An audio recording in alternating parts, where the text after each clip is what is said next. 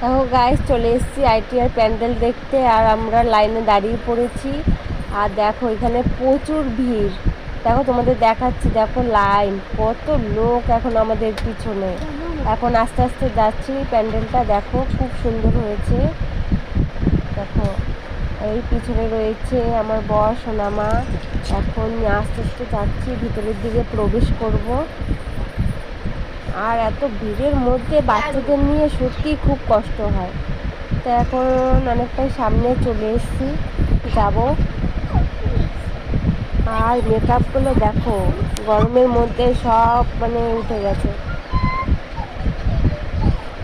আর দেখো ভিতরে চলে এসেছি। এই দেখো প্যান্ডেলটা ভিতরে কত সুন্দর, অপূর্ব লাগছে, অসাধারণ কাজ। ভালোই লাগছে দেখতে, খুব সুন্দর হয়েছে। দেখো আস্তে আস্তে এখন দেখো ভিড়ের মধ্যে না আস্তে আস্তে করেই যাওয়াটাই ভালো। বাচ্চা নিয়ে খুবই অসুবিধা হয়।